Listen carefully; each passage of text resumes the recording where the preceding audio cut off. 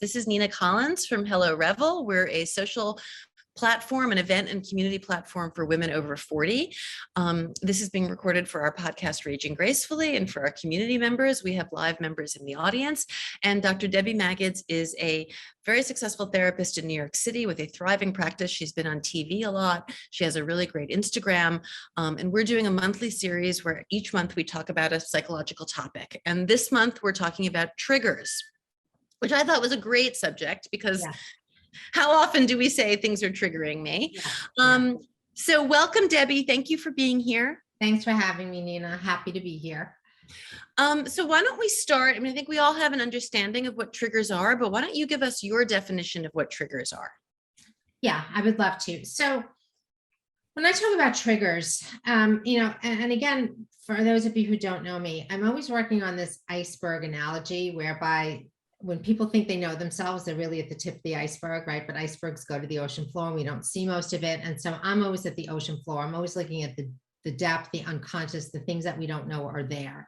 And triggers live there, right? And so my philosophy is that everything that we are becomes sort of solidified by the age of 6, and everything comes from childhood. And that's in turn, what I mean by that is what we feel, how we behave, what wounds us, what angers us, that's all put in us super young. And it's all in conjunction with our relationships to mothers and fathers and what needs didn't get met and where we got hurt and all of those wonderful things. So triggers live there. Triggers live in the unconscious. So they're in charge of us, even though we don't know they're in charge of us. And the whole point of therapy and awareness is to uncover what those triggers are so that we can master them versus them being in control of us, right? And in the world, you hear this all the time. You have to learn to respond, not react. Mm-hmm. That is true. But the whole middle ground of from response to reaction, from reaction to response is awareness of the triggers that live in the unconscious that we don't know are there. So you kind of think it through a little. So, right. Well, you become so aware of it that you'd say like, there's my trigger. It's childhood stuff. I don't have to respond to it in the same way or react to it right now. I want to think about how I want to behave. Right. So that's an overall general, and I'm going to go into specifics. So yeah, no, it's so interesting and so true. I feel like, can you give us an example of one of your triggers? I have 10,000 of them. So here's what I want people to think. Just because you feel it doesn't make it true, right? What we feel is how we're filtering in our reality. And then we have to go to the data of what's actually happening. So what I like to say to people, and I will get specific, is if like Nina, you and I, and whoever's in the audience were in a room and something was happening, we'd all observe the same thing, right? Like nobody's lying to me when I'm talking to my clients and they say, this happened and I felt this and I felt this and I felt this. But we wouldn't all feel the same things. Right. We're not all going to react to it the same way. Right. Because we have different childhoods, different wounds, different things that anger us, right? So something that I have a big trigger for is when people are victims in life, right? Yeah. When they play the victim, when they can't take responsibility, that's a big trigger for me. And why? Why is that? Well, I'm going to tell you, and then I'd love to hear yours. It's a big trigger because I came from a Holocaust background. I came from people who were victimized. I came from really victimized, victimized, really helpless. So it's intolerant. I'm intolerant of the feeling of helplessness. And so I get an anger in me, right? Mm-hmm. For years, when I didn't understand that, I would just react in the world and I would get angry by the helplessness I was experiencing. And once I mastered it, I have a completely different response in the world than anger when I experience someone's victimization or helplessness. So and now how do you respond? That's a really good example, I think. Like now, if I were whining to you about, that's not one of my particular problems being a victim, but if I were, how do you react to it differently now? Well, I know I start to feel angry, right? And so I talk to myself. It's like, okay, this is your trigger. Step outside of it. Just because you feel it doesn't make it true, right? This is an old wound of mine. And then I'll move into a different emotional space where I can then be of assistance, right? So if I'm working with a client I will then start to ask them questions or start to say, like, you must be feeling very helpless. I'll start to label the feelings that I know I feel. In the world as a human being, sometimes I take that helplessness feeling and I act like I will take care of stray cats or I will feed homeless people. Like when I can't tolerate the feeling of someone's a victim or acting like a victim or the helpless feeling, I sometimes do something to soothe myself so I don't have to feel that way. Well, But soothing yourself is a great point, right? To yes. triggers, to figuring out. So like an example that I can come up with for myself, like lately I've been aware again of how triggered I get by needy, anxious men, by like men who can't seem to figure stuff out. And Debbie could probably tell you better, but I had men who were really irresponsible. And I think it's two different things for me. There's a man trigger about irresponsible men and assuming that men are never going to get it right. And then there's an anxiety. I get triggered by people who are super anxious. It makes me angry. I feel like there's similar to you in a little bit, there's like a helplessness that I feel like I always had to deal. Why can't you deal? Like I get very impatient and not very nice when people are anxious. And I've had to really step back and do what you say and say, I'm feeling this, but it's not necessarily correlating to reality. I have to look at how I'm reacting. And I often, with anxiety, what I do is I often have to kind of steer away from it because it makes me physically uncomfortable when people are super anxious. But the understanding for you or for anyone who's listening of awareness is so important because the understanding of what's going on for you, where it came from, where it belongs in the past can help shift how you feel in the present. And also, sometimes the things that trigger us in the present will filter in as similar to the past, but actually it may not be so.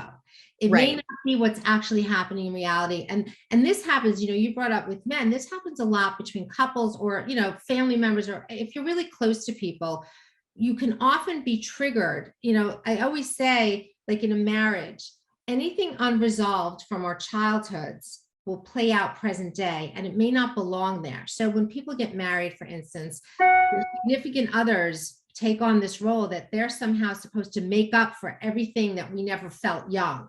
But in reality, we are drawn to the people that are going to help us feel all the pain that we felt young.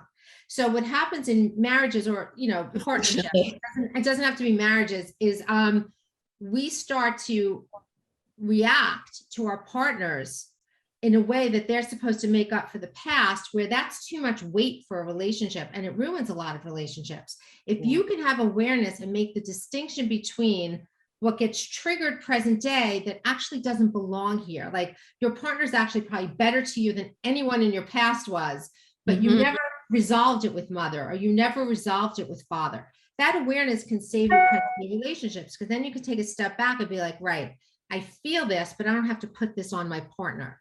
I can feel the pain of what happened to me young and recognize that that's not my partner's fault. But without awareness, you can't do that. You just react. It's so depressing how common this is. I'm sure I'm not the only person on this call who definitely did that in my first marriage. It was like I thought he was my parents and treated him like he was my parents, and he didn't have a chance, really. He didn't have a chance because everything that's all I could see. Yeah, everything was unresolved and it was all I could see. Attendees, please do feel free. Debbie and I could talk forever, but if you have any questions or comments or thoughts, please raise your hand and I'll definitely call on you or write in the chat. So I guess one of my questions then is I guess one question is, do we develop new triggers? I guess the answer is no, not really. They're all from childhood, right? We're born with a set of things that are going to make us angry, uncomfortable.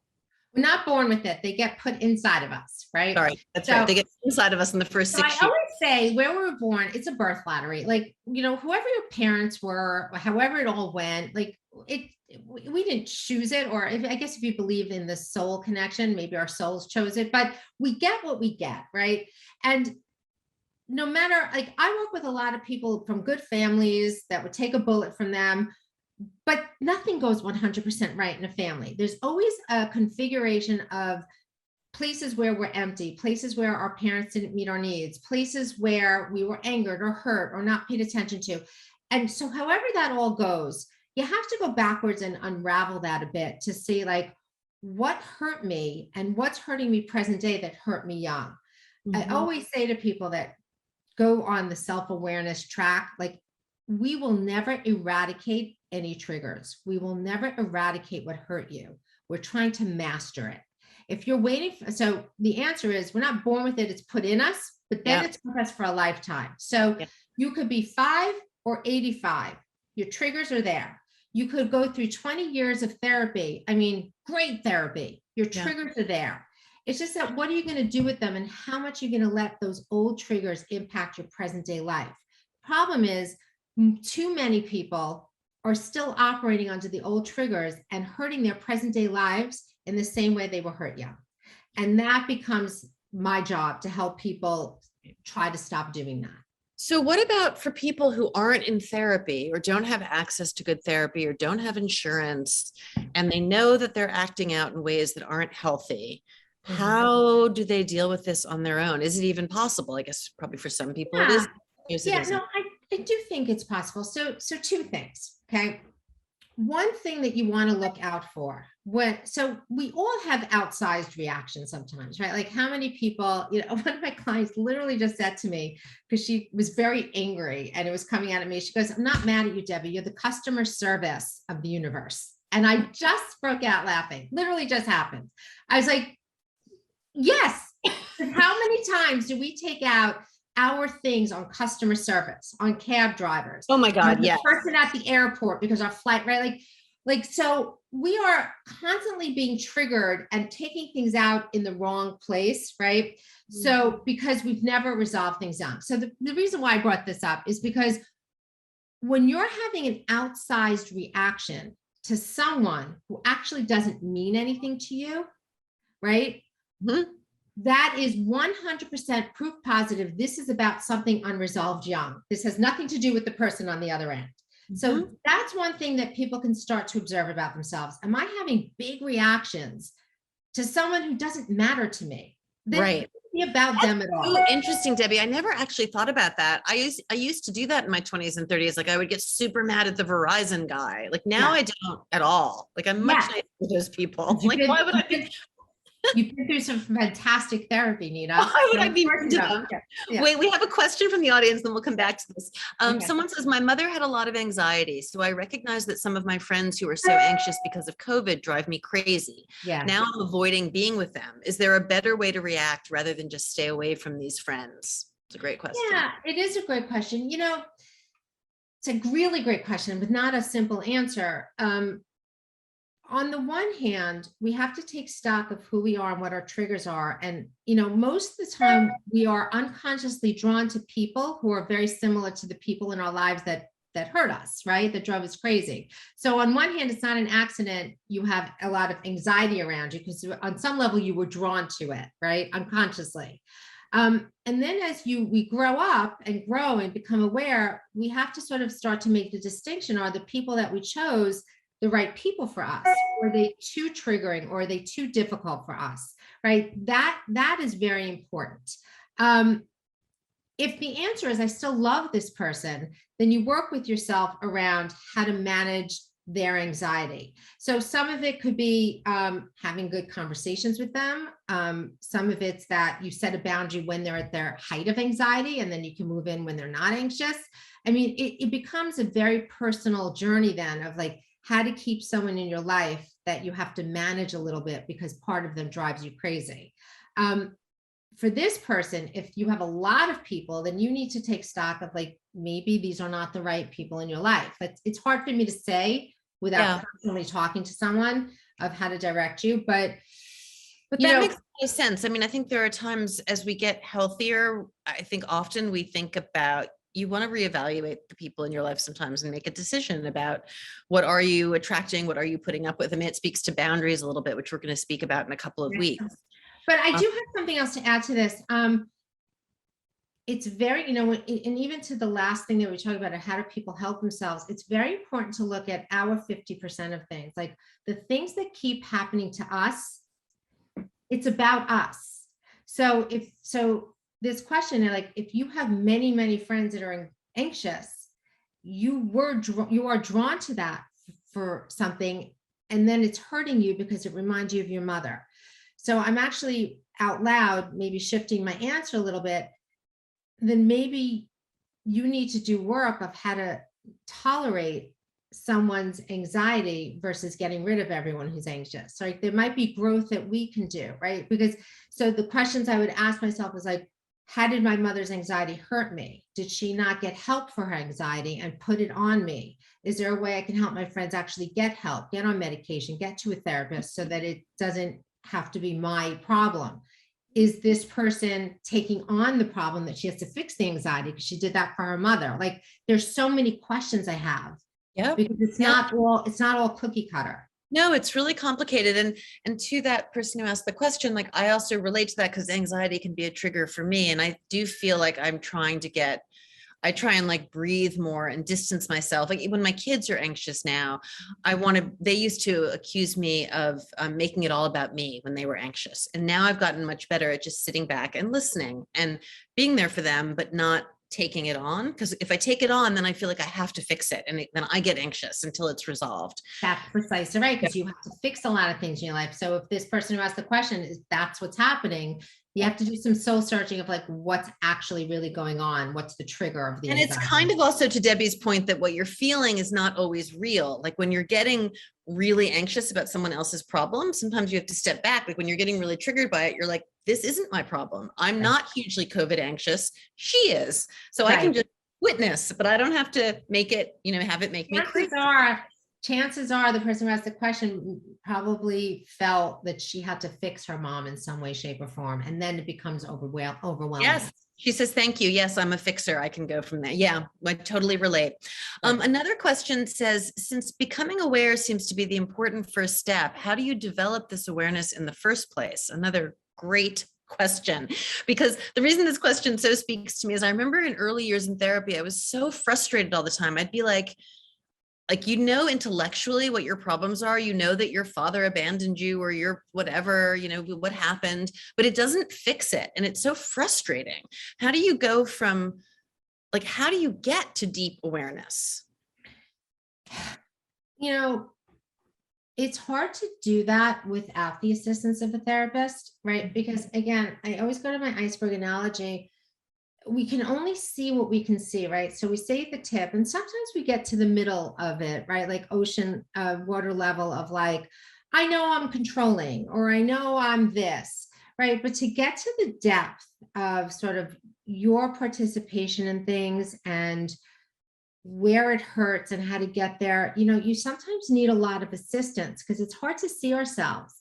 I will tell you one way to get aware of yourself without the help of a good therapist is it's again, look at who you've drawn to yourself, because we draw to ourselves who we are on some level, right? They may behave it differently, but they will come from the same wounding.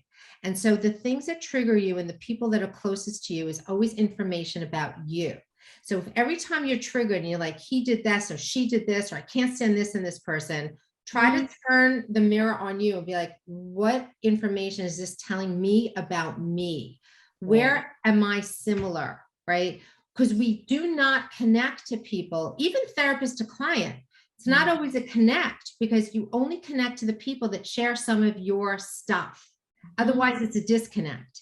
So that's another way to get aware of yourself. And I mentioned this before. Another way is if you keep having a similar feeling or thing happen to you over and over and over again, that's information about you. Right. Yes. Those people, it's like, this one's no good and that one's no good. And this happened. And they're always angry at someone like that. If you keep having the same experience, you got to look in the mirror. So that's another way to catch on to like something you're doing that's about you. Those are both really good examples. Like I have 4 kids, right? And there's one child who has always triggered me more than the others. Not so much anymore, but we're very alike. And so it's that seeing yourself in the mirror. And I think we can all think of examples of situations, both that we do or just people in our lives where something is happening over and over and over again. It's like, hello, like obviously someone is playing a role here. Yeah. I love the iceberg analogy. I've actually never heard you talk about that. It's a really good way of thinking about it. Yeah. I mean, my whole life, I'm always saying like, we're always operating here, here, and here, and they could be operating at the same time. So people only can see what they can see. It's my job to help them see what they're missing. And Mhm. it's bringing that deeper awareness to your consciousness that you can then do something different with. If you don't know it's there, you can't do anything different with it. Yeah, no, you're just running around blindly reacting, basically. Mhm, Yeah. mhm. Someone asks, what is the difference between a trigger response and trauma response? And does one treat them differently in the moment and in general? That's also Well, good. 'Cause also triggers, when you Google triggers, they associate them often on Google anyway with PTSD. So it's an interesting question. yeah. I'm trying to give a very thoughtful response because they're the same in terms of it's something happening that's deep in you that you don't necessarily know is about to happen, and then you have a reaction, right? To me, the way I make the distinction is trigger responses are things that were put in you in childhood, and they could be sort of everyday things, right? Like what angered you, what hurt you. Trauma responses are, I guess, to me, a notch more serious in terms of like, if this is just the way I frame it, might be different on Google, but the way I frame it, that something so severe happened to you, either in childhood or later on, that you keep having that experience over and over. And that's the same as a trigger response. But to me, this is something a little more serious versus just like on a continuum as a human being, we're all going to get triggered by stuff, and that's normal. We get angry, we get annoyed, we get wounded, we get pained, we get insulted.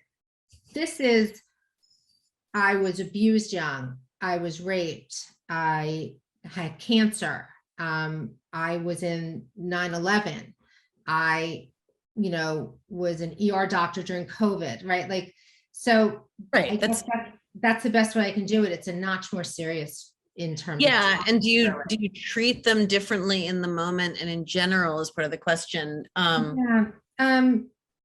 Yeah, to me, well, yes and no, right? Like the process is the same. You have to get aware that You have to get aware aware of like that you're in the middle of a trauma response and it's not necessarily happening present day, and cry it through and not have to act on it. So my answer is the process is the same.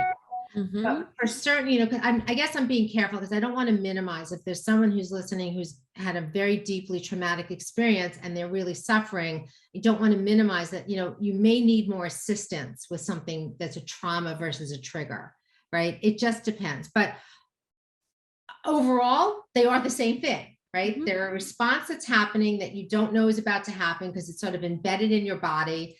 And then you're having a reaction that's not necessarily happening present day. Right. And it's related to old stuff. It's related to old stuff. So, that's to me, trauma could be very serious. So, Yeah.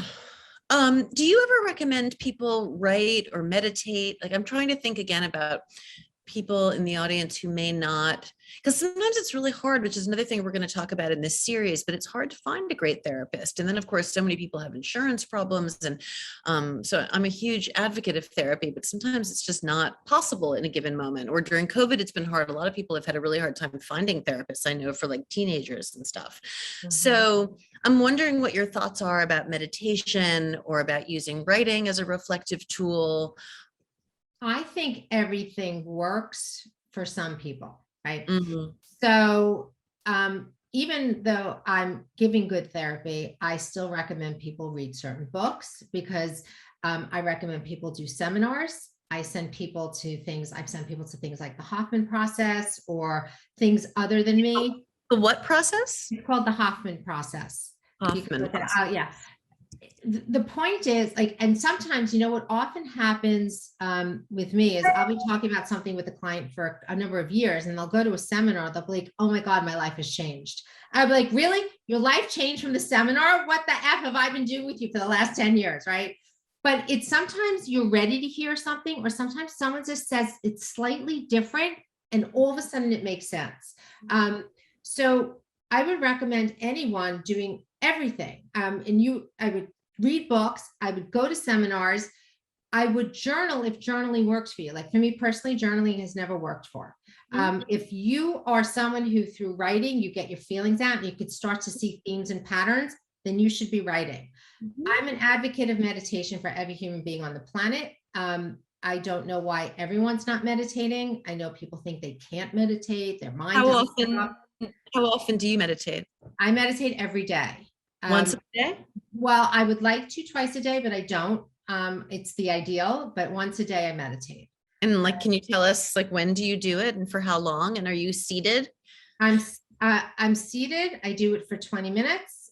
I have a mantra based, I was taught in that realm of TM. I was taught by Deepak Chopra's people, but it's the same thing. And I sit in silence and I like to do it early in the day. The one later in the day, I never quite make. There's always something that gets in the way. So for me, getting it done early in the day is key. Do you do it like first thing, like get up and just Not do it? necessarily. It depends on the day.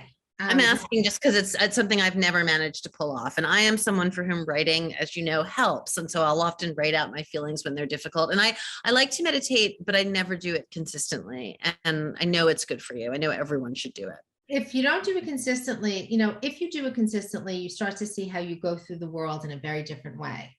If you don't do it consistently, you'll never know that feeling. And it's not like, oh, I meditated and I feel amazing. It's just that you go through the world with a lot more clarity, a lot more calmness. You can sort of listen to yourself more, like I always call it the inner GPS, everyone does, but like that little voice inside that we always said, oh, if I just listened to myself, I would have done the right move, right? We all mess up.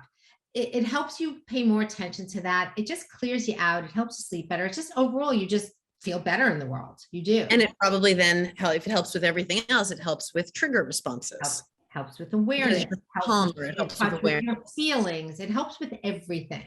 Yeah. And, even if it's 10 minutes, download the Calm app or just do something. It doesn't have to be 20 minutes twice a day. I think people get caught up. And if I don't do it exactly right, I'm not doing it at all. Just do what you can do, Yeah. No. Everything helps, right? It's not just one way to reach inside. I actually think that's a good takeaway also from this conversation, the point that, and like therapy takes forever and working on yourself and figuring, I mean, people have asked, how do you become aware? It's not an easy process and it never ends, right? You're constantly learning about yourself and figuring out what's going wrong.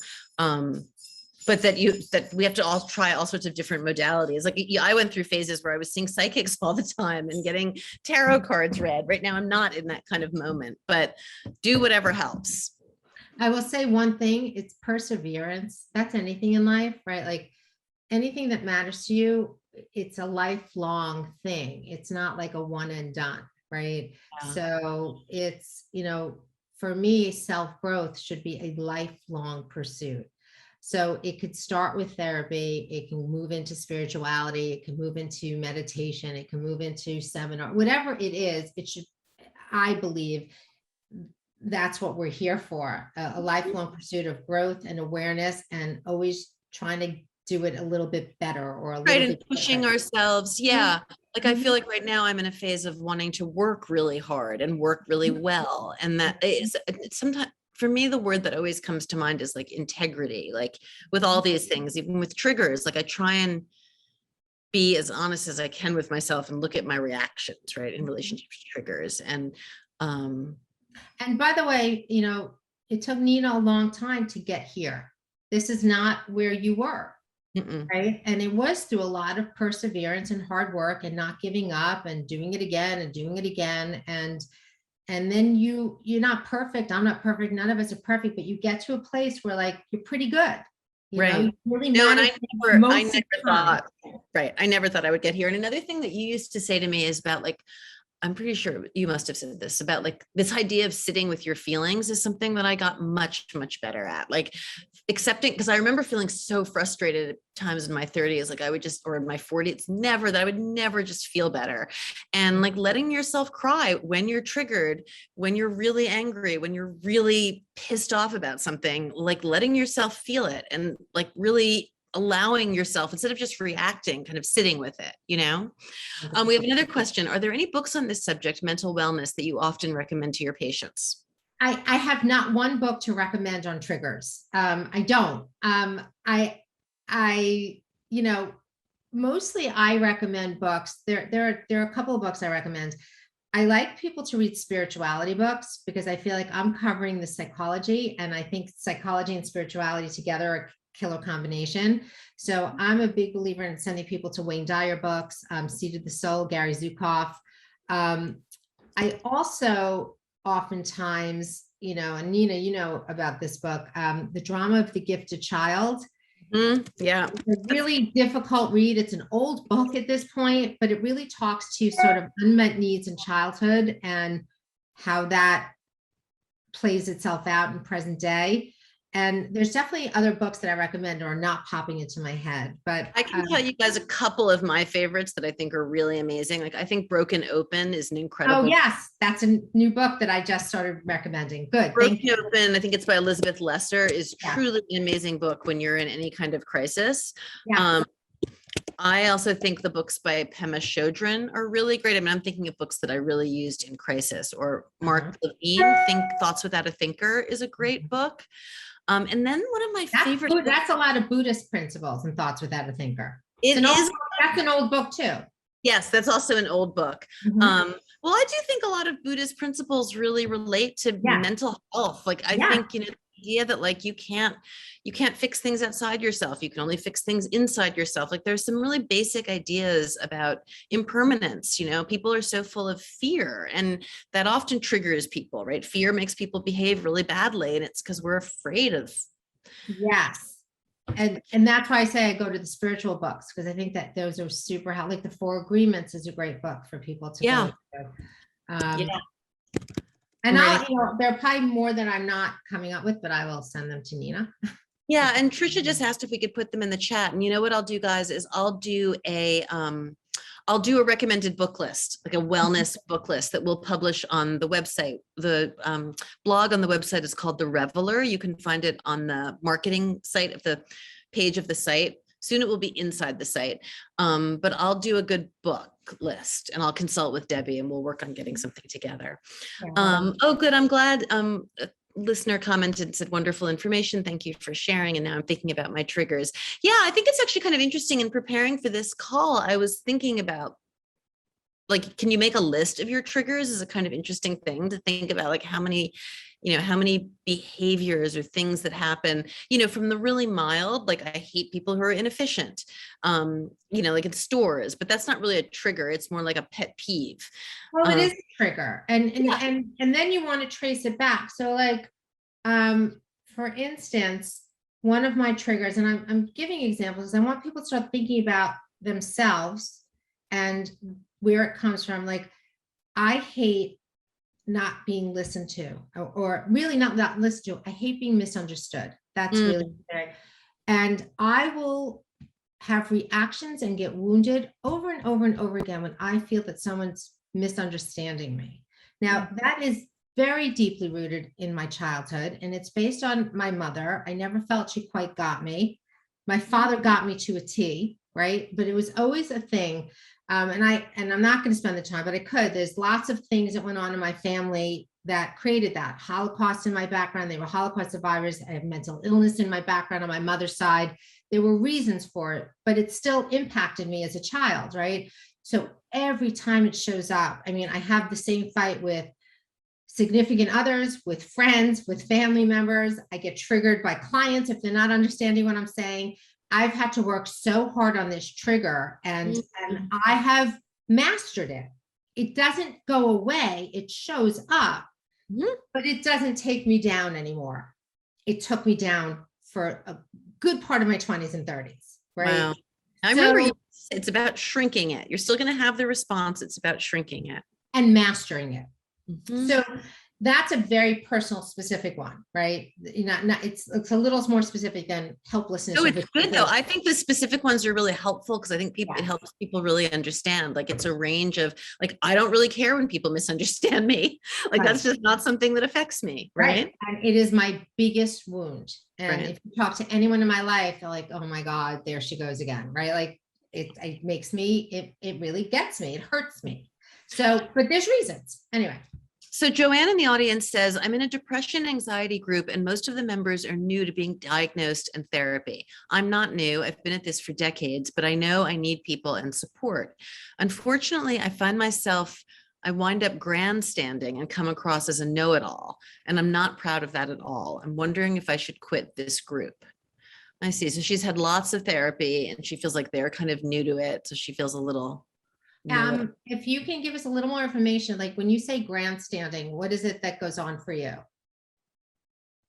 Yeah, let's see if she writes it. Yeah, like for instance, like sometimes when, so I will give you an overall answer. Sometimes when we have worked through something, mostly, but it still hurts us, right? Because it lives in us. And then someone new shows up that is in a different phase, it's reminding you of you, and there can be anger involved because you don't want to look at that part of yourself anymore.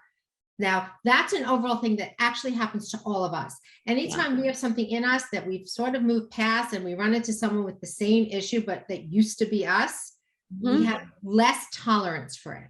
Yes. So I relate that with like jealousy. Like I used to be much more jealous, like sexually, romantically jealous with my partners. I'm not so much anymore, but when I have friends who behave that way, it's hard for me to be that patient. I'm like, oh, it's so bad, such a bad way to behave. It's so useless. Right. And it's because it's your issue. It's just, and also I just want to say, guys, like our issues, our triggers, our stuff, sometimes we think we've licked it because they're sleeping, but they will wake up, right? So if you have issues and right now your life's in a place where those issues aren't being triggered, they go to sleep. But if they wake up, you can sometimes feel like you haven't had a day of therapy or a day of awareness. Completely regressed, right? Yeah, remember what my second husband brought out in me? I thought I was so much better, and then I was not. Totally hear you. Diane asks, what do you do, how to handle when you notice others are being triggered? That's a good question. Like sometimes you're in a relationship with someone and like, sometimes they're reacting and you like, it doesn't even seem like they're reacting to you. It seems like they're reacting to someone else. This is very relationship specific, so I'll give you a few things. I have some couples that I work with both sides that are in therapy and have a lot of awareness. And so they help each other with their triggers. They'll be like, just reminding you, like, this is what's coming up for you, right? So if you have a kind of relationship where you're open and like my boyfriend knows that I get triggered if I'm not heard and I'm in the middle of a trigger, he can say, you're in the middle of your trigger, see what you can do with it. So if you have that kind of relationship, you can say that. Sometimes people will just bite your head off because they're in the middle of their trigger. And what they need from you in the moment is just a little soothing and understanding and space to allow them to work through their trigger. And then afterwards, you could be like, that's the thing that you get triggered by over and over again. Right. Sometimes it'll annoy someone to be told you're in the middle of responding to a trigger. Not sometimes, probably most of the time. Yeah. Right. So that's what I would recommend. I would soothe a person. And then when they come down a little, point out what happened and see if they can't get some mastery up for themselves. Yeah. And if it's in your way, walk out of the room, just disengage. Give them space, give them space, distance. This has been so great, Debbie. I love this. I hope we're done. Well, I figure you're a shrink. We should make it like a 45 to 50 minute hour. I didn't know. Okay. Why not? Oh, one more question. And then I think let's see. Anxiety around a high school reunion that's an entire year away has caught me off guard. I've been assessing my feelings of fear and anxiety and think I know the reasons I'm triggered, but I'm not sure how to begin unpacking this. I can say it's primarily fear. Fear I won't be remembered by anyone. Fear I won't remember someone who remembers me. Also fear they remember something negative about me that I wasn't aware of. Totally classic situation. Yeah. So she said she doesn't know how to unpack it, but she's already started to unpack it. Right? Yeah. So that's the process of like sort of, and I guess maybe write down for yourself and just know like, these are the things. You then want to, I guess I'm going to sum up the whole talk of,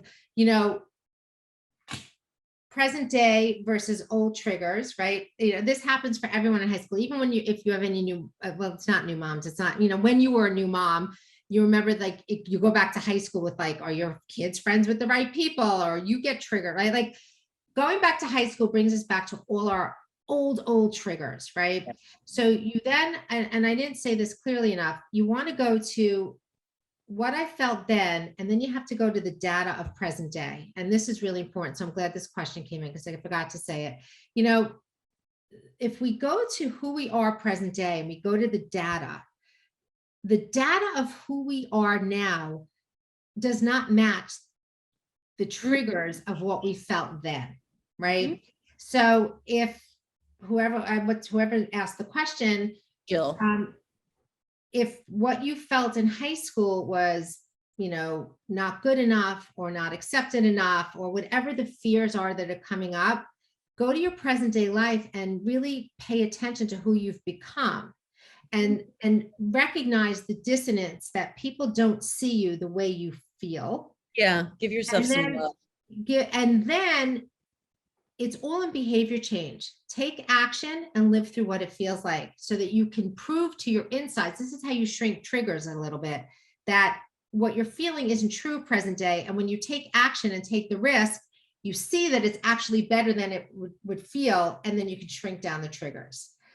Because we are not high school anymore. We're all at least probably 50 and above, or 45 and above. And like, we are not who we were, but we feel who we were. We chronologically grow older. Our insides stay 5 or 6. The whole gig is to catch our insides up to our outsides. We feel what we felt then, but we're not that anymore. We have to poke some holes into it. Yeah. Yeah. Also, I will say, I don't know if this is helpful to you, but what I always do in these situations, something I learned in a coaching program I did for like a year, a few years ago, there were a few things that really stuck with me. And one, it's really obvious, but it's kind of, what's the worst that can happen? Like, people get so motivated by fear. And if you try and like play it out, like, okay, if you don't remember someone, you'll say, sorry, I can't quite place your name. If you try and kind of like, nothing bad is going to happen. And as says, you are you now, you are not you then, and everyone's going to be excited to see you. I just, for this person who asked this question, I remember a million years ago seeing Julia Roberts on Oprah Winfrey. This is when Julia Roberts was in the height of fame, and she was not popular in high school, and she was with her best friends on the show. A joke. She was saying how their high school reunion was coming up. She was going to it with her best friend. She's like, I'm Julia Roberts. People are going to be very excited to see me. And she's like, it was the same as when I went to high school. Nobody was interested in me. Right. Oh, so funny. So, listen, high school reunions are tricky. Whatever you felt then, you're all going to feel now. And, but we have to recognize, like you said, what's the worst that's going to happen? And we are not that anymore. We're something other than that. We're just living in that space. Right. So, and another thing to remember in that moment, then we'll wrap up, is like, it's only a moment in time. Like, we live through it. It's good, it's bad. Then there's another moment. Like, there's just no crisis, really. And Gretchen says, I just had an experience recently where I totally sat with my feelings and realized how that experience helps you move through your trigger much quicker. Totally agree, Gretchen. It's such a great lesson, I think. I think some of these things we're talking about are also the gifts of getting older. Like, we learn to sit with ourselves. We learn that these feelings are not going to last forever, that you can move through things. So this really was great, Debbie. I love this. So I want to thank all the panelists for attending, and feel free to send me an email, Nina@HelloRevel, if you have ideas for things that you want, topics you want us to cover. Make sure you follow Debbie on Instagram. It's Dr. Debbie Magids, Magids. Is there anything else, Debbie, that you want people to know about you or follow? No, I think this is great. I'm a shrink. I'm happy to help. If anyone has any questions, please ask. And, we're going to be here, like you said, every month. So we can just third Wednesday of every month. We can go as deep as you want. And we'll start off with a topic. And, as people get comfortable, they can, maybe be seen, and I don't know, whatever they want. Absolutely. Hopefully people start speaking up or wanting to come on, whatever you want. We'll figure it out. We'll play it as it goes. All right. Big kiss. Love you. Love you too. Bye.